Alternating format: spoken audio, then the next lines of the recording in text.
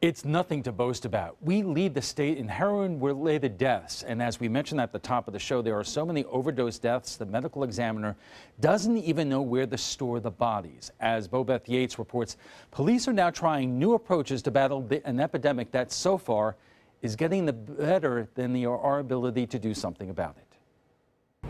The Suncoast is now leading the state in the number of synthetic opioid deaths. That's why officials say they're now shifting gears from criminalizing the act to helping those with a problem. It's an epidemic, like I said, it's killing people, They're not only now addicts, now it's killing them. Longtime addict John Thompson opening up about his heroin addiction and the point where he decided to turn his life around. My brother-in-law had OD'd in the bathroom and his 9-year-old daughter found him. When I got there, his chest was blue and he wasn't breathing. I did CPR on him until the paramedics got there, and he survived. They tested his bag. It was 98% fentanyl. This time around for me, the fentanyl scared me so much that I was able to stay away from it and stayed with the pain pills. It's a storyline that's become more common. Someone addicted to pain pills turns to heroin when the prescription drugs aren't available. And now that heroin is becoming more scarce, the popularity of synthetic substitutes are on the rise. We are seeing fentanyl being brought into the community, which is a very, very potent synthetic opiate, many more times more potent than heroin. And then carfentanil itself is so potent that it's only used as an animal tranquilizer, specifically with elephants. PJ Brooks from First Step Recovery says in many cases heroin is being laced with or completely being substituted for fentanyl or carfentanil. And most of the time the switch is taking place without the drug user even knowing.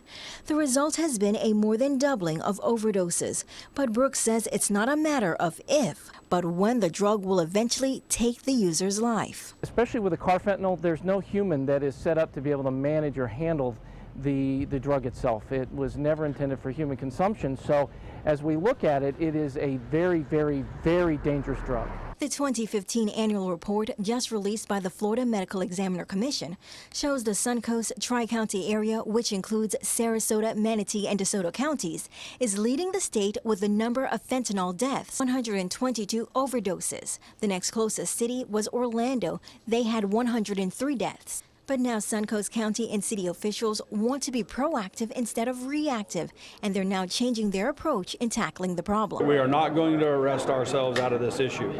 Lieutenant Randy Boyd of the Sarasota Police Department says his organization is teaming up with other law enforcement agencies on the Suncoast, as well as EMS and other rehab organizations to tackle the problem. And instead of criminalizing the issue, they want to get addicts help before things are too late. When 2 or 3 or more people are together and one of them overdoses, we need them to hold that drug and give it to law enforcement. There is laws that exempt them from being arrested for doing that, and we are certainly not trying to arrest people. We are trying to get that drug off of the street. Since July of this year, there have been more than 50 overdoses. More than a dozen of those have resulted in deaths. Bobeth Yates, ABC 7, your Suncoast News. So what difference could funding from the federal government lend to combating the heroin epidemic? We'll speak with Congressman Vern Buchanan and treatment experts when we return.